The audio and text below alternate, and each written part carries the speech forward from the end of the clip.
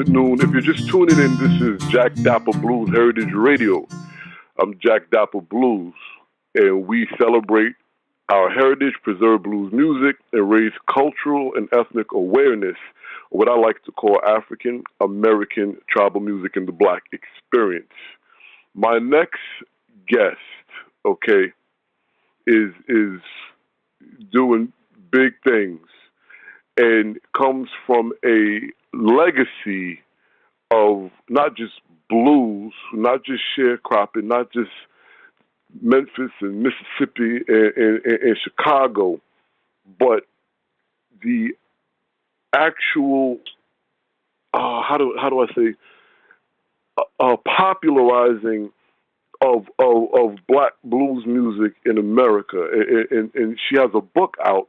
So we're going to get to discussing her book, her journey, and her father. Please welcome Miss Shirley King. Miss King, how are you? I'm blessed, Jack. How are you today? I'm well. I don't even know where to start because you have such a huge history on your own. You know, and I just want to say that's one of the hardest things, to be the offspring of an actual legend that built such a legacy, yet be able to stand on your own too and build your own legacy, and then turn around and celebrate the legacy of your father. What's that journey like? Jack, I'm listening to you talk, and I'm listening to all those great things you just said about how it should be.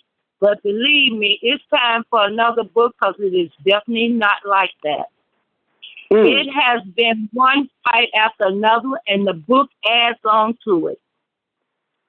I am kind of fighting alone because my family, I don't think my family totally understands what my father did this for. I mean, you know, he loved being, you know, loved, not so much as famous. His whole fight for doing blues, I believe. And I've been around him ever since I was 3 years old, and I am now 67. It seems like my father wanted to be appreciated and loved, and being from Mississippi, no family, and coming up in the world alone, motherless, and all the things that a child should have growing up. He didn't have any of that. And I think he really wanted love more than fame. And fame just having to be able to get you love, even if it's false love. I believe that's where that song came from. Nobody loves me but my mother, and she could be driving too. Because since my father's been gone, it's been tricks after tricks after tricks. I can't believe I was trying to get people to listen in to this interview, and all of a sudden my Facebook just going crazy. I mean, it's like everything I try to do, there's a snap set to kind of throw me off balance. But I am B.B. King's daughter, and I believe in fighting for what I believe in. And I believe that my father's legacy is bigger than anything that I've ever ran up against.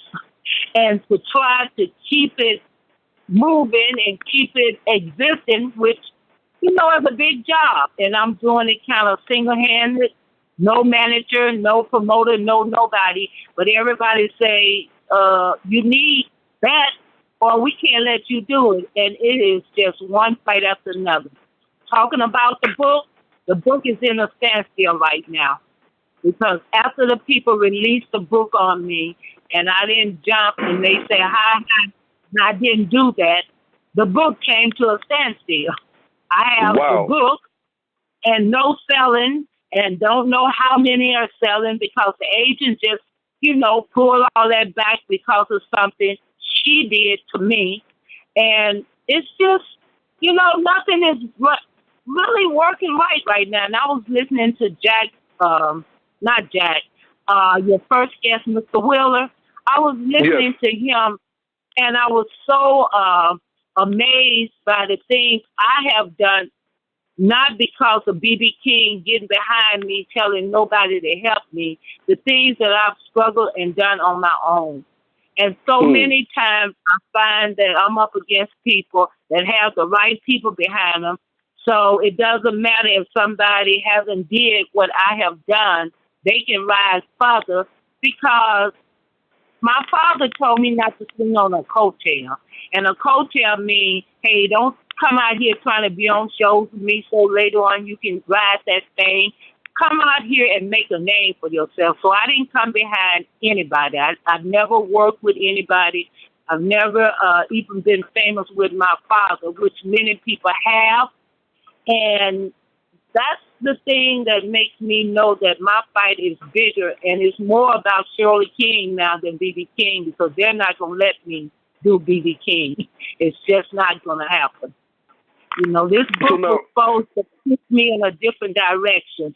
And all of a sudden, I'm celebrating Mother's Day, a book being out, and it's about Shirley King being B.B. King's daughter, not B.B. King's daughter. What's her name? And now I'm looking at it like, man, it's time to write a book about what happened about the book. You know, it's time to do another book and what's going on. So it has not been easy. And sometimes I'm really scared to talk to anybody because it's, you know, it's that way. You know, it is what it is. I'm B.B. King's daughter. B.B. King told the world I was his daughter, but B.B. King is no longer here, so we don't have to respect you as being B.B. King's daughter. And my family is content, you know, on whatever, you know, they can do or get out of what B.B. King had left behind. And I decided that I want to do a little bit more. I would love to be able to carry on the legacy in the same form that Mr. Will is doing with my blues educational program that I've never had a chance to use. I thought having a book would put me on a tour where if I wasn't singing blues, I could still take care of myself. That hasn't happened.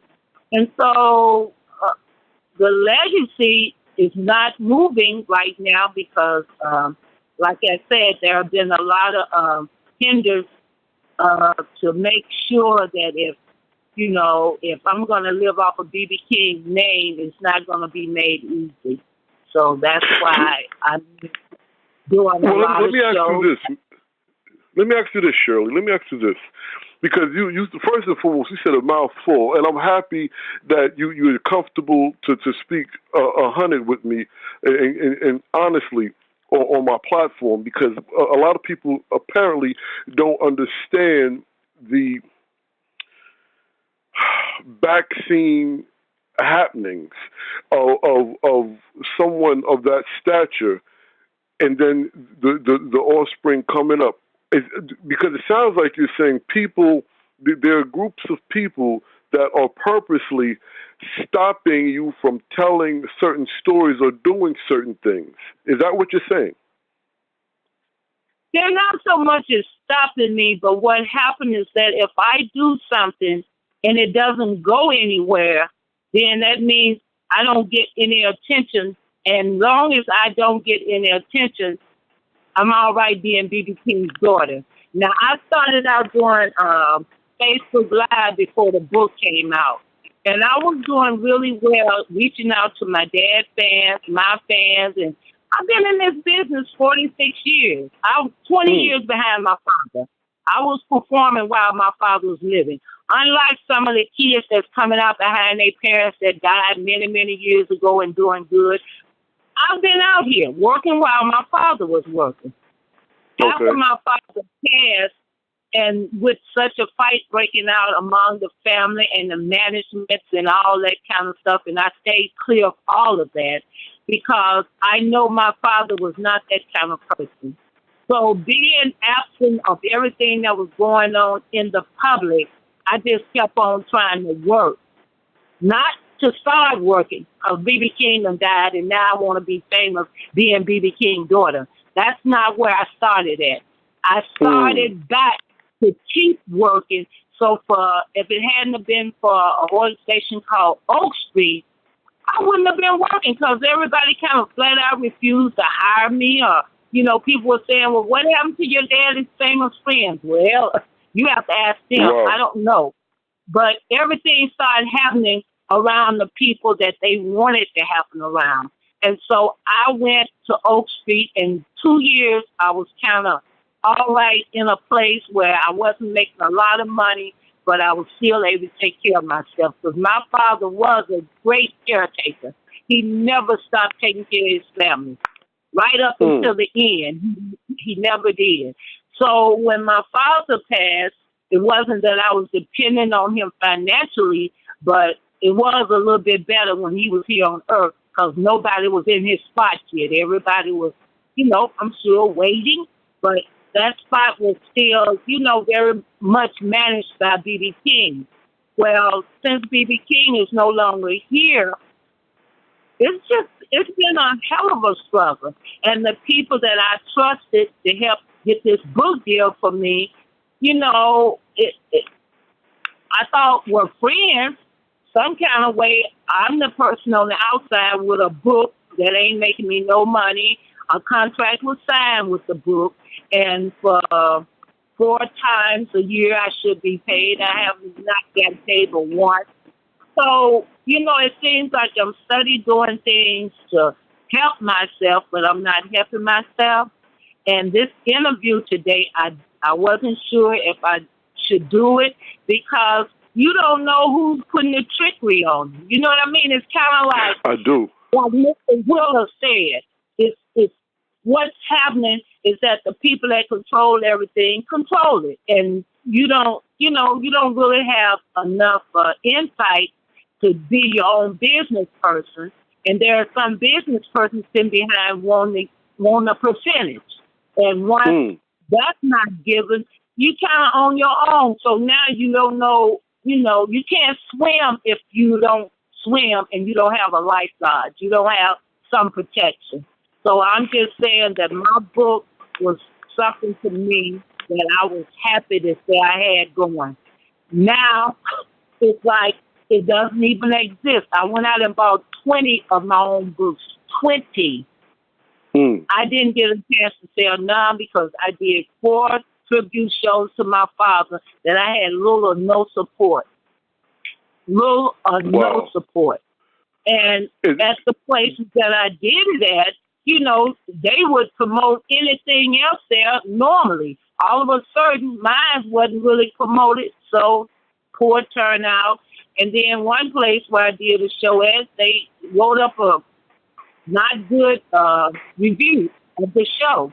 And so I don't know. I just decided to sit back and let this be in the hands of God because my father was spiritual. People don't know that about him. He didn't win people's love because he was busy being famous. He won people's love inside of him. It wasn't about just being famous B.B. King. It was about making the world accept him and love him. And through his music, he would do that. Through my shows, I'm able to engage and make people very happy and do a lot of things like my dad. But the problem is that I didn't get famous like B.B. King. So when I do it, it's on the lower level.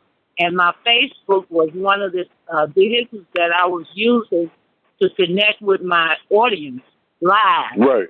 And, that's all I had really going. The book did not do what it's supposed to do.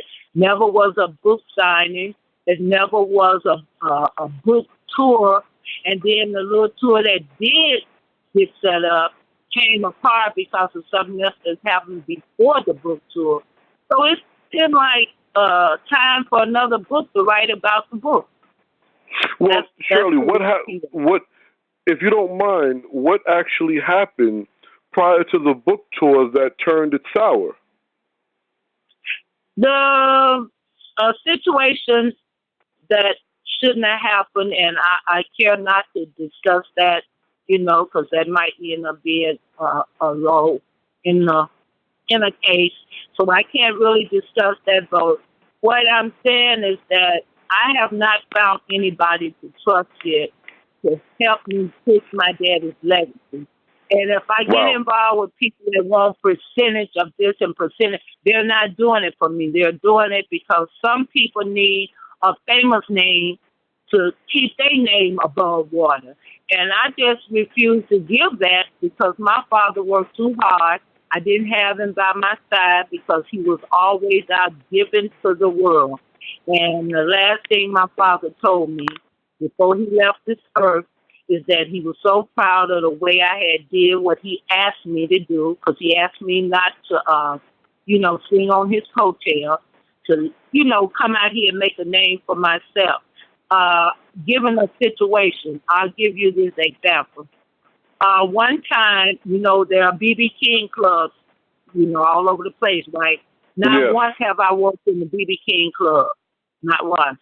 Okay, I asked to do an event at a BB King club in Nashville. They refused the people that were trying to get me booked there, right? So I went down anyway, and they let me do it at another club. The media came out to do an interview, and I did the interview, and they went back to the TV station and played it and advertised that I was working at the BB King Club. And I thought, wow, okay. So I let that slip by. That's when this book thing came in focus. The book came up about this. Now, working with people that you don't know can be quite a surprise. I did not know this agent. Yeah, I did not know this agent that was supposed to be in charge of getting the book with a publishing company. I saw at least about 100 turned down, and then one publishing company accepted the book, and it only information could be passed was through the agent. Well, the agent was the one I was having a problem with, not the author that worked with me on the book. It was just, a problem there. So after that turned sour, then everybody else had to stay on the agent side, so I'm finding myself fighting alone again. Then when certain people found out that the book wasn't taking me where it's supposed to take me, they said, well, let us know if you need us. No, I'm not going there because, number one, I intend to carry on where I was doing before my father left. And all I was doing was out here trying to make a name for myself. And like I said, it's been rough. It's been very rough. So I didn't really want to do this interview today because I would talk about the book, but it's not financially benefiting me right now. And then I could also say many great things. I will never be able to stop saying great things about my father because some people said, let it go, Shirley. Just worry about you. How can you let something go that means the world to you? My father left this earth not exactly the way I wanted to see it happen, but I had no control over that. But every day of my life until the day I die, I will tell you any good thing you want to know about my father because that's all I know. I only know good things about my father. I know how hard he worked. I know how hard he wanted the blues to be sophisticated and dressed up and, to mean something to young people because he realized that the young people that liked the blues were not the Afro-American kids that looked like him. It was the kids that their parents had money to bring them to a festival and they see BB King and they saw him this very famous person. And of course, people that's thinking about making money want to be around famous people. And so my dad wasn't exposed to the Afro-American kids that maybe would have thought the same way had he been able to perform for them like he was for the rich and kids of other colors. So that became my job. And I was doing really good for a moment with Urban Gateway. But all of a sudden, the rug got snatched up on you because the old saying in the blues thing, you wait your turn. And I don't understand that term. I think your term is whenever you can make something happen, even if you was the last one to start making it happen. So I did pretty well with the blues in the school, but that didn't last. I'm very proud to say I did about 200 schools where kids knew me. Later on, they would come to me and tell me, now I'm singing the blues because you came to my school or whatever. So I have good things on the record from small things I've done. I don't even think I want to go the major route, because I saw what happened to my father in the East. And I don't want to live that life. I want Right. to enjoy life. My father worked hard to leave behind a legacy. It can't, it's not too much more you can do to B.B. King's legacy. It made No, not at itself all. while he was 89 years. He didn't die early. He didn't drink himself or kill himself or do anything. He stayed around 89 years to do what he did. And I think that will be as big as any legacy that anybody in the world can say. And it was consistent work. That's the other Yeah. major thing. So I have nothing to worry about adding to my daddy's legacy. But as I was trying to do is keep on working and take care of myself. I do enjoy entertaining people. I'm not saying that I want to stay on the blues field because I think music should be 1, 2, 1, 2. I'm sorry. I think That's music okay. should stay. I think music should stay all the way out so people will learn to appreciate music because all the music is up under one title. But people don't know that. And I knew it because in the South, we didn't have our music divided.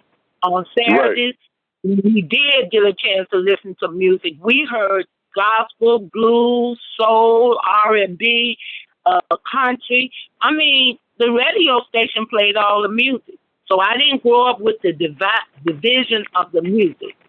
And that's why I said with my father, I don't think I need to do a whole lot to stay and live in the legacy. I just think that I need to, from time to time, enjoy being his daughter and being the daughter of one of the greatest blues men that ever lived. That's all I have to do now. Yeah, well, I mean, that's real, and I dig it. That is all. Now, if you don't mind, because I'm just a little saddened by how your business situation has unraveled, and I'm wondering, could it be also part of the fact that because everybody wants a piece, right? So these people who want a piece, because you're not allowing them to live off the hard work of yourself, let alone your father, and people are trying to, I guess, fight over what was left over. Could any of this have to do with it, or is any of these people purposefully trying to stifle your movement because your movement is not based on theirs? I really would say it's a combination of things because first of all, I talked to a friend of mine and they always call me the person that just knows how to put myself in a position to get used. And I guess she's pretty right because my father told me that when he was living.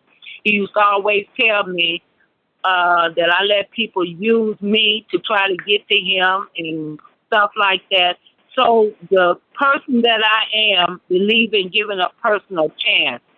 And each and every time, I couldn't have did it. So that's probably still a problem with me. And then when you're not working with anybody, that means you don't have any protection. So you have teams of people working together, and you're out here as a solo person trying to do everything on your own. I think that's probably my biggest problem. Well, my girlfriend told me that was my biggest problem.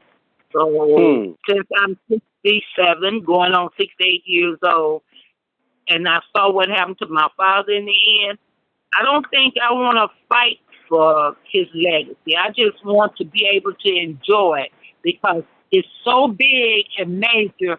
Even if I could control it, it wouldn't be a family matter because the family kind of strayed apart when my father got sick.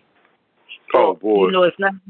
It's not like I have brothers and sisters and we all teaming up, working together like many other passed on blues people kids are doing.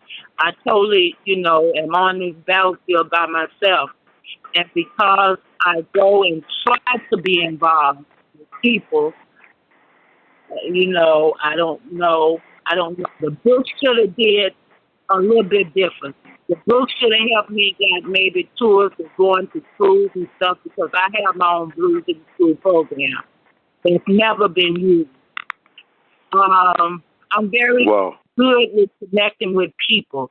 So I really don't have to be in a nightclub singing the blues. I could be out on speaking engagements or either, in a system, in a school system, actually working my program. Or working at a museum. My father's museum in Mississippi, I've never had a performance in there. They do something every year for my father in Mississippi. I've never been invited to it. Oh, my goodness.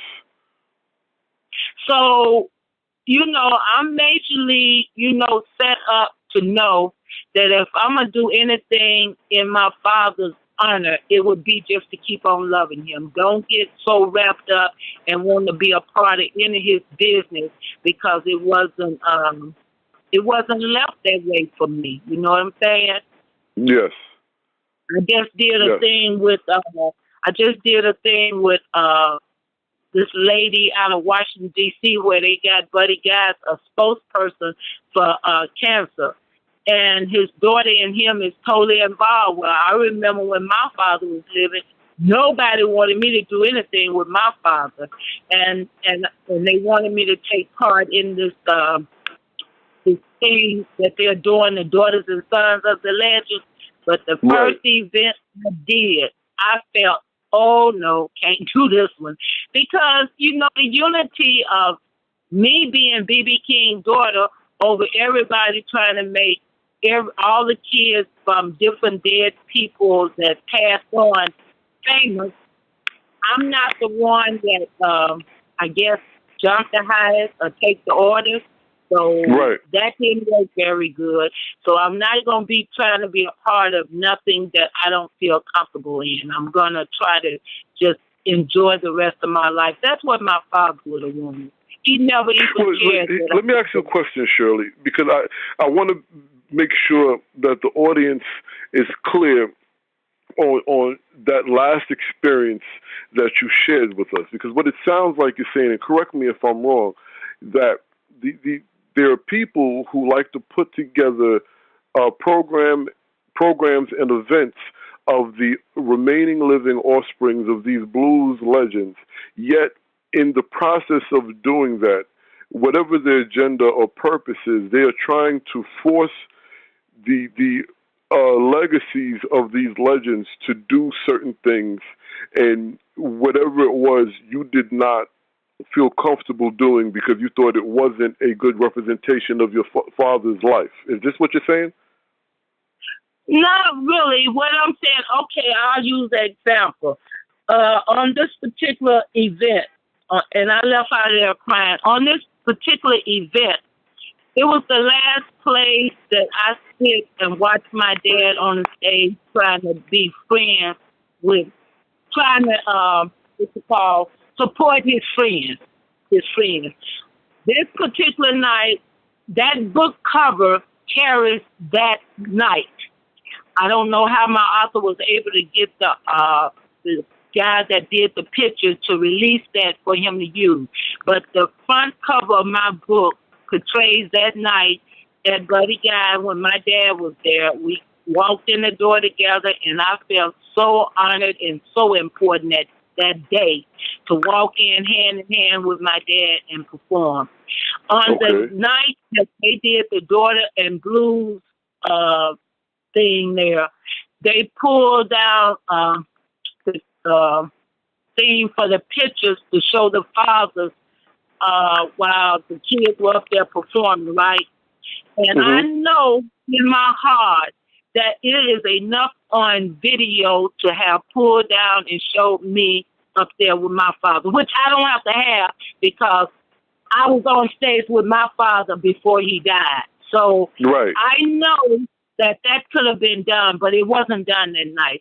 And then when I went up on stage, I'm up there trying to explain something that emotionally just broke me down. Because if people were being fair, they would do it fairly.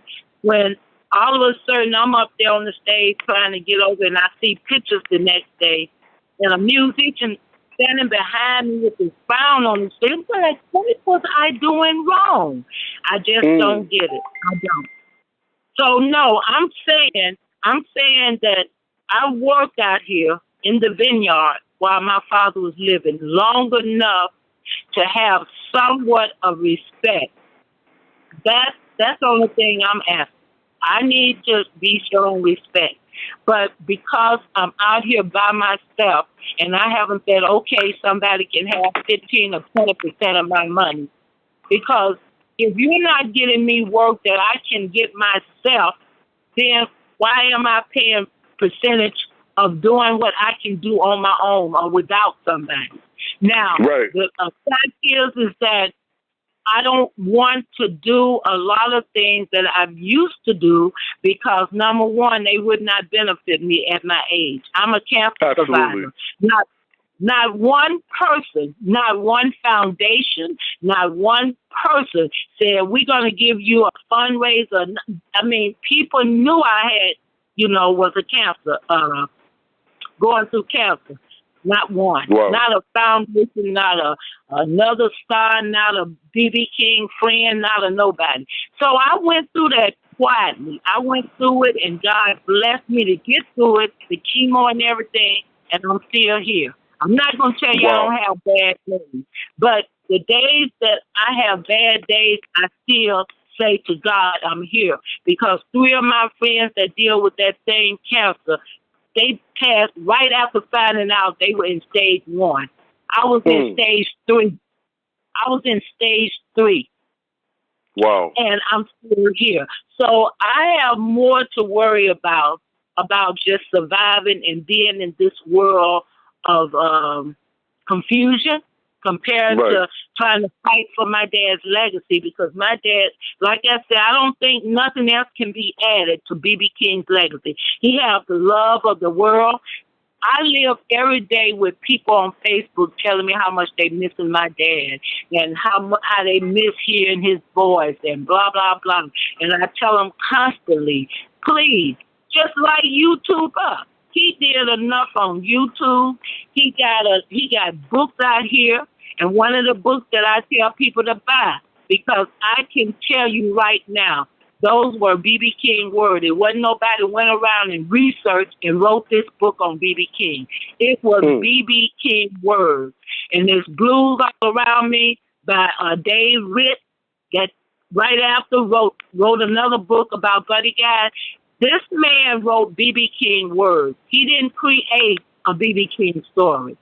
So that book to me is one of the most heartbreaking books you can ever find on B.B. King.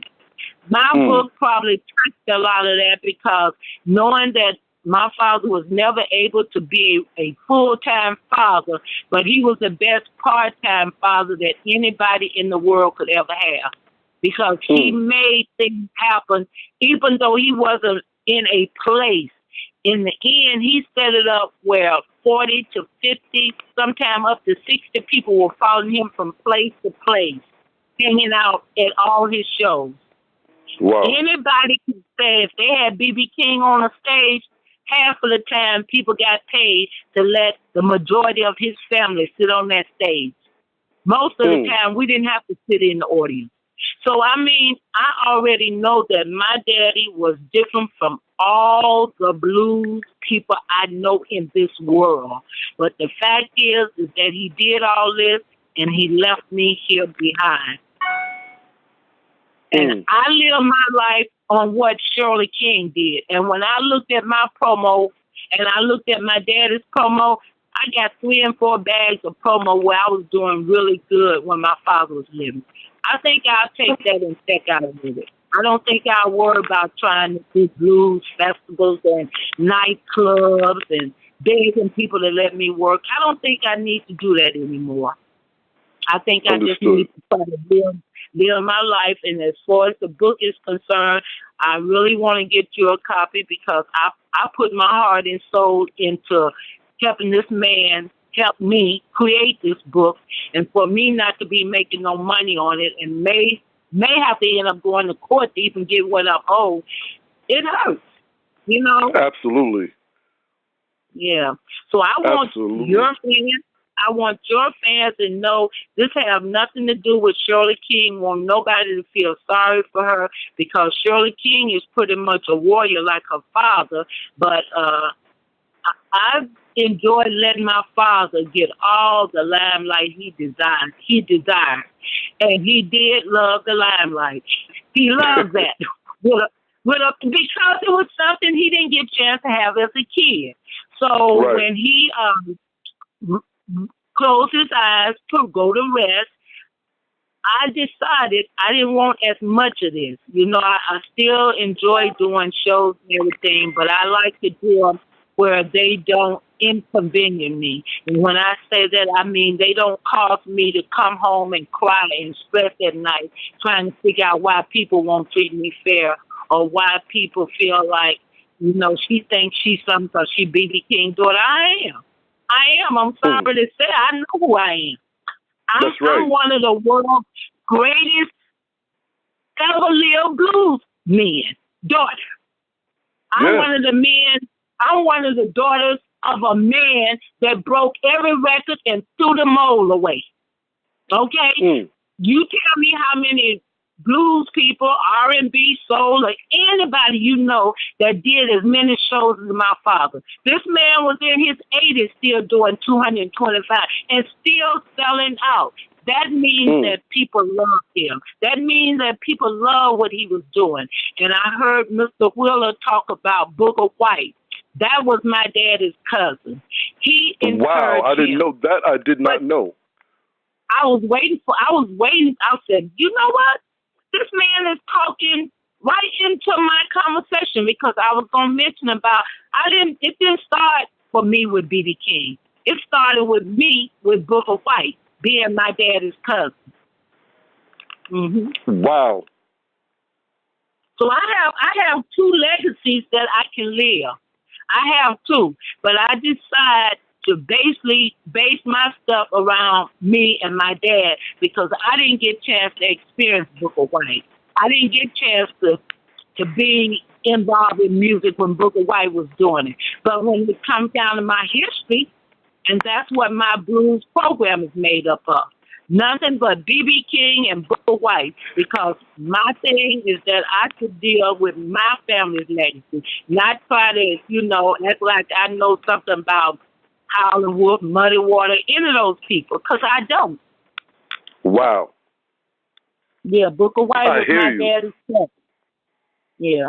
So I have quite a bit, if I decide to take that route, but like I say, my father didn't want any of us to go through what he went through in life, becoming who he became. And Absolutely. he lived long enough. Yeah, he lived long enough to make sure of that. So right now, I will be working on my second book that I will self-publish. I will be going towards some business endeavors because I feel like I've been in this music business for about 50 years. And I think I have enough experience to maybe help somebody else that want to do this and help them not to make the mistakes that I've made trying to do it, Right. Absolutely. I don't see myself worrying about being a blues singer, but I will try to carry on my dad's legacy in the great respect that I think he would have carried on in my name had I left first.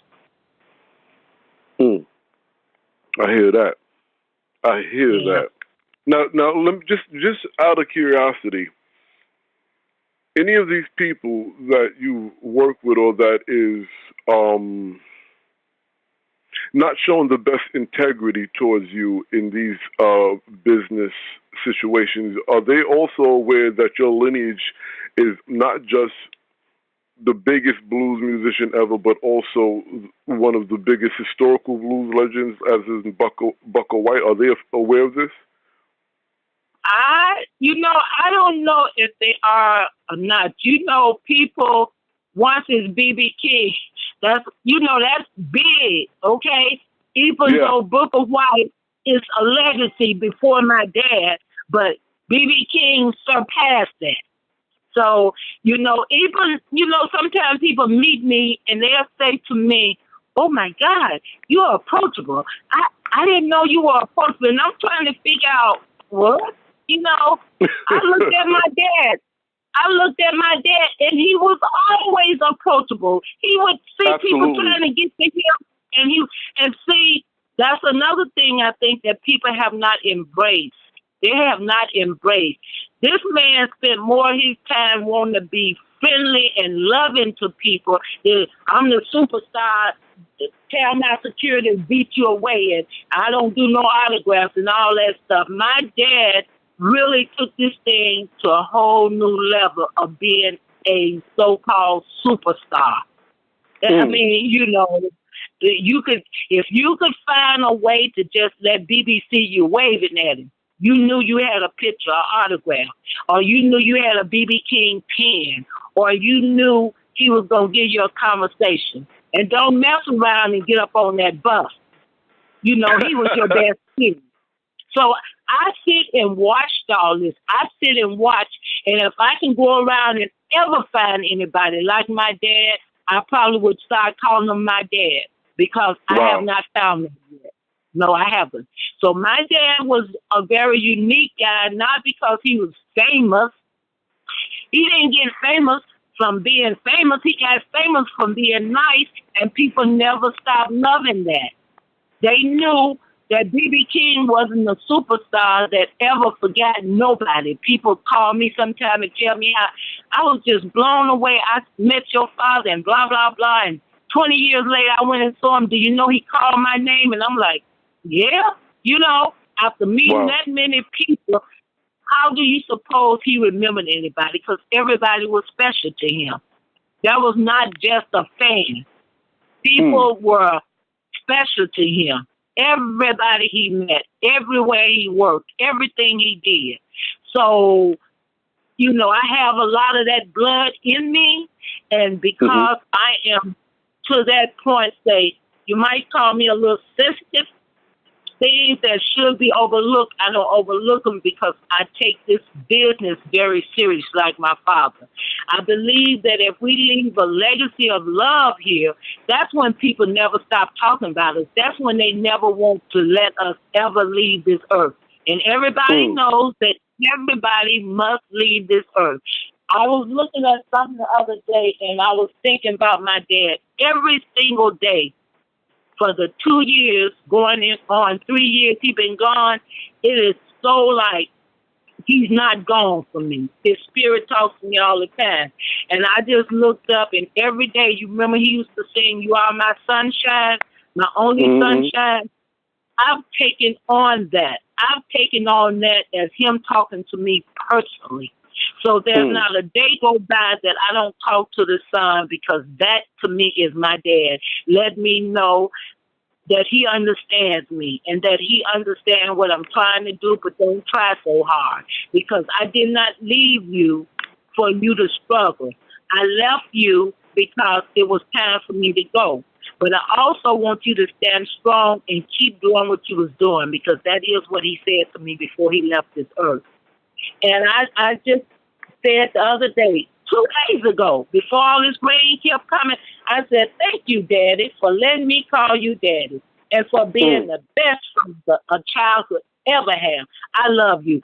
All the time I'm putting stuff like that on my Facebook, because every day I want everybody to know I don't have to come out here and fight in the music world over my dad's name. I can just keep loving him as Dad. See, they love him as BB King, but I love him as Daddy. And he was my daddy before he was BB King. Well, I have to say that's even more important, and the greatest thing out of your story. And I want to, if you don't mind, make a parallel to you and Mary Hartwright, Mississippi John Hurt granddaughter. What you've done in this conversation, at least to me, is more important than talking music and everything. You set the picture of what's really important and what my platform is really about, which is the people behind what I call the face of the tribe, because the music is the face of our tribe, is the expression of our people. But that expression comes from a place, and you broke down and identified what that place and what you as a person, your father as a person, and your family, that's what's important.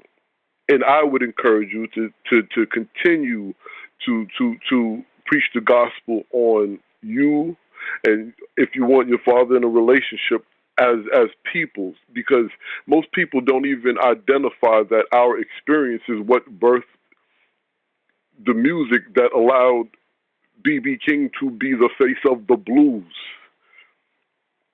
And that's really important, and that's beautiful. Thank you for sharing that. Yes, well, that's what I'm saying. When people are fighting with me because they need to live on B.B. King's name or legacy or have his name tied into, it opened doors. It does. And then, many people that got a chance to be on the show with him, they use that now to promote themselves. I can't use it because I wasn't never on no show. But that was my father. Even when you were standing on the stage opening for my father, I was walking out of his dressing room with more money probably than you made being the opening act. So why do I have to worry about being the opening act? Why do I have to worry about knowing him when I'm his daughter and I'm walking out at the end of the night? He cannot be B.B. King. He can just be Dad. I don't call him B.B. King in our personal space. Exactly. He's B.B. King to you all. He's Riley B. King if you want to skip a little bit and make like you know him that well, but you don't know him because number one, he didn't let you know him like that because he knew who you were. He let you know him only as B.B. King, and when he was in Arkansas, I was standing around right there at different benches and things, watching him become B.B. King. I really liked him better as Daddy, because when I would think of who he was as B.B. King, that took everything away from me. The joy of having a father, the joy of having a father to come to my school plays when I was so talented. And my father said, I didn't know you could sing. I didn't know you like show business, because he was busy making people happy.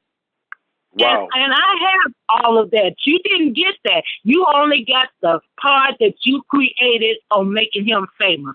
I got the part when I couldn't even get a pair of gym shoes because he was out here singing and didn't make no money to pay for my shoes. And my grandfather said to him, if you're not going to make any money in what you're doing, boy, let me get you a job at Firestone.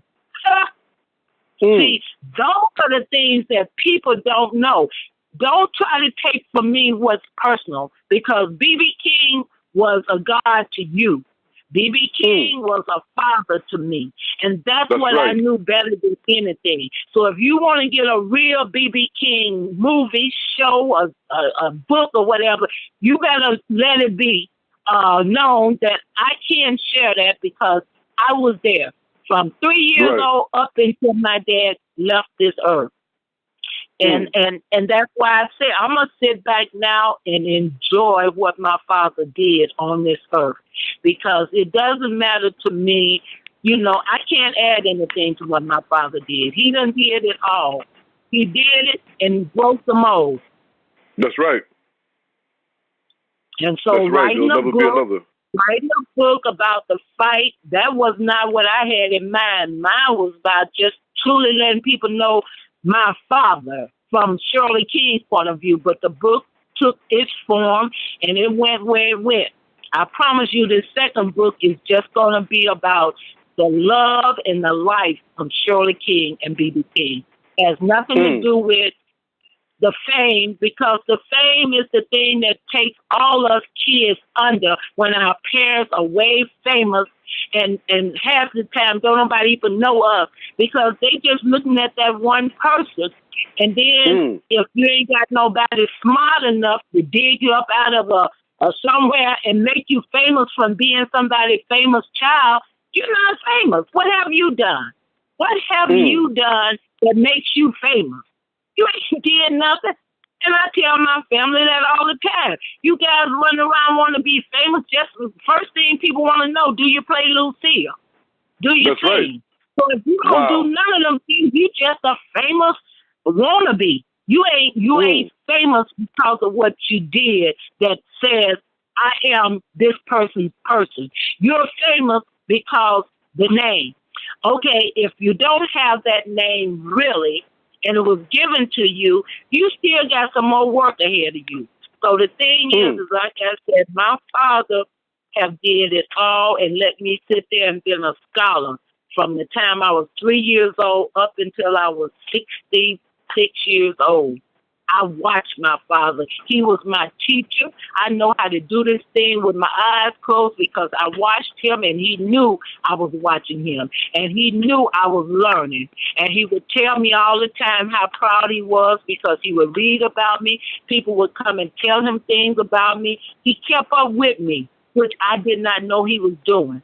So that's what I'm saying. He was so much of a part-time father. A full-time father would have a problem trying to be B.B. King. He was the real deal. And therefore, my hands is up in the air now, just hollering, hallelujah.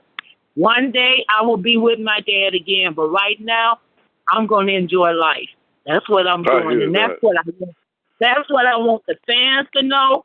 That's what I want people to know that don't particularly want me to do good. That's what I want people to know that say, wow, she might be worth a tour in a school or something. Because people need to understand a famous parent don't mean you're going to have a happy life.